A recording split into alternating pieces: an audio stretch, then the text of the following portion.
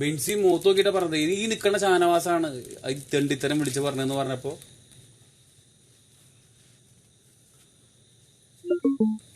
അതിനെ വെളുപ്പിക്കാൻ കുറെ PR മക്കളും. എന്തായാലും ക്ലാരിറ്റി ആയാളിയാ, അത് മതി. ഇനി ഈ വിഷയത്തിൽ നിന്നെ കുറ്റപ്പെടുത്തുന്ന ഒരു തെണ്ടി ഉണ്ട് പുറത്തെങ്കിൽ അവൻ അത് മനസ്സിലായ, അത്രേ ഉള്ളൂ. ഇനി ഈ വിഷയത്തിൽ നിന്നെ കുറ്റപ്പെടുത്തുന്ന ആൾക്കാർ പുറത്തുണ്ടെങ്കിൽ അത് സോഷ്യൽ മീഡിയയിലായിക്കോട്ടെ നേരിട്ടായിക്കോട്ടെ, അത്ര അതിനപ്പുറത്തൂടെ എനിക്കൊന്നും പറയാനില്ല.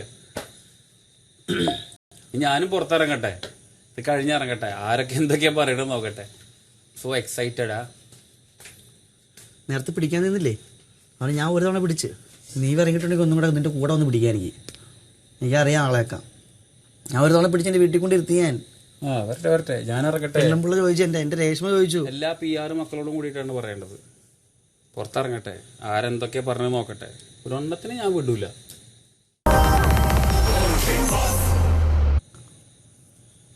എന്തൂളത്തരം കാണിച്ചിട്ടും PR പരത്തിൽ കപ്പെടുക്കാന്നുള്ള ഇതിലാണ് നിക്കണതേ. ഇത് പറഞ്ഞു ഷാനവാസും ഇവളും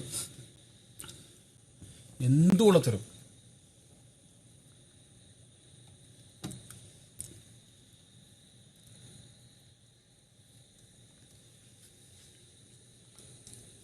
എല്ലാവരുടെയും മുഖം വ്യക്തമായിട്ട് വരട്ടെ പുറത്ത്.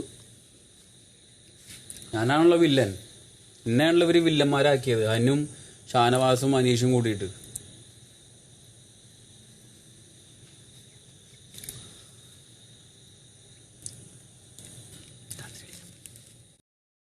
ഒരു ആൻസർ ഇല്ല. ഷാനവാസ് വാ തുറന്നിട്ടില്ല. ഷാനവാസ് വാ തുറന്ന ഷാനവാസിന്റെ അന്ത്യമായിരിക്കും അത്. അത് ക്ലാരിറ്റി വരുത്തി അതൊക്കെ സമാധാനമായിടാ. അത് ഇവരുടെ മുഖം, ഇവരുടെ വൃത്തികെട്ട മുഖങ്ങൾ അറിയട്ടെ എല്ലാവരും.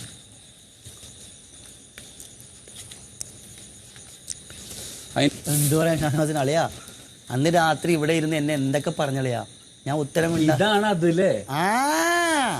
അളിയോ ഇതാണ് അന്ന് പറഞ്ഞാ നിന്റെ കാര്യം എന്റെ കയ്യിൽ കിട്ടിയിട്ടുണ്ട്. അതല്ലേ ഞാൻ ഇപ്പൊ മറുപടി കൊടുത്തേ. ഇപ്പൊ അവന് വാ അടച്ചില്ലേ, ഇപ്പൊ ഷാനവാസ് ഒന്നും പറയില്ലല്ലോ. പൊട്ടിക്കട്ടെ, ഇപ്പൊ വാ തുറക്കട്ടെ അവളെ, ഇപ്പൊ തുറക്കട്ടെ. കള്ളം പറയുമ്പോഴേ ഓർക്കണം. ഞാൻ മനസ്സിൽ ഇങ്ങനെ ഇട്ടിരുന്നു. അത് ഇതാണത്. നീ ചോദിച്ചില്ലേ, നീ എന്താ ഒന്നും മിണ്ടാത്ത ചോദിച്ചില്ലേ. എനിക്ക് സ്റ്റക്കായി പോയി. കാരണം ആ മനുഷ്യന് ഞാൻ ചിന്തിക്കാത്ത കാര്യം ഒരു മനുഷ്യൻ പറയുമ്പോ ഞാൻ സ്റ്റക്കായി പോയി. മനസ്സിലായില്ലേ? നമ്മള് എടാ ഇവിടെ മോൻ മരിച്ചാലും മരുവളുടെ കണ്ണീര് കാണണമെന്ന് പറയൂലേ, അതാണ്. മരുവളുടെ കണ്ണീര് കാണാതെ അതിന് മോൻ, സ്വന്തം മോൻ മരിക്കട്ടെ, അത്ര അതാണ്. സപ്പോർട്ട് ചെയ്യാൻ അഭിലാഷ് പറഞ്ഞു. അഭിലാഷ് സപ്പോർട്ടുകളോടാ. അഭിലാഷിന് നിന്റെ എതിരെ നിൽക്കാന്നുള്ളേ ഉള്ളു. അല്ലെങ്കിൽ അങ്ങോട്ടും ഇങ്ങോട്ടൊക്കെ ആ കളിയാക്കൾ പോലെയാണോ അത്? ആണോ? നമ്മളീ നിന്നിട്ട് കളിയാ. അതുപോലെ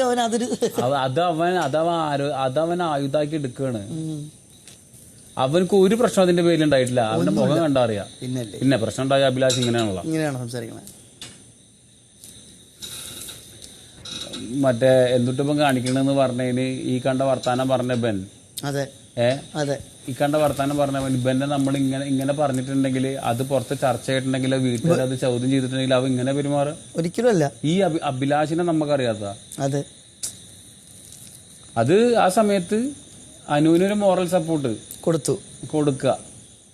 അപ്പൊ നമ്മളതിനും പറയില്ലേ, കാരാ എന്താണ് എന്തുണ്ടല്ല ചുറ്റിക്കളി ഉണ്ടല്ലോ, സത്യം പറയടാ, ആ സാധനമാണ്. അപ്പം ഇപ്പൊ മനസ്സിലായില്ലേ, തമാശകൾ പോലും പലപ്പോഴും കൂട്ടത്തിരുന്ന് ഫ്രണ്ടായിട്ട് വരുന്ന തമാശകൾ പോലും ഓർത്ത് വെച്ച് പിന്നൊരു ആയുധമാക്കിയിട്ട് ഇറക്കും. എന്താ കണ്ടേന്ന് ചോദിച്ചപ്പോ ഒന്നും കണ്ടില്ലെന്ന് പറഞ്ഞിട്ടില്ലേ, തമാശക്ക് പറഞ്ഞു. തമാശ പറഞ്ഞെന്നളിയാ, നീ എന്താ കണ്ടേ, നിനക്ക് എന്താ പറയാനുള്ളത്? ഞാൻ അന്ന് തമാശ പറഞ്ഞിരുന്നു. തമാശ ഒരാൾ ജീവിതം വെച്ചാണ് തമാശ. അത് ഒരാളെ ജീവിതം വെച്ചാണ് തമാശ പിടിക്കപ്പെടുമ്പോ തമാശ അതാണ്. എന്നിട്ട് അപ്പം മിനിസ് ചോദിച്ചു കേട്ടില്ലേ, അപ്പൊ അനീഷിനോട് നിങ്ങൾ പിടിക്കപ്പെടുമ്പോ തമാശ അല്ലാത്തപ്പം അത് തമാശയല്ല. അത് അവള് അത് വെപ്പണായിട്ട് ഉപയോഗിച്ചാണ്, ആയുധമാക്കിയതാണ്. പിടിക്കപ്പെട്ടപ്പോ തമാശ. ഇപ്പൊ ചോദിച്ചു കേട്ടില്ലേ അനീഷിന്റെ ഈ അടുത്ത് നാട്ടില് ചില പ്രാങ്ക് നടത്തുന്ന ടീംസ് ഉണ്ട്. നാട്ടിൽ നടത്ത ചെറിയ മോഷണങ്ങളൊക്കെ പിടിക്കപ്പെടുമ്പോ പ്രാങ്കാന്ന് പറയും. പ്രാങ്ക് നടത്തോളെ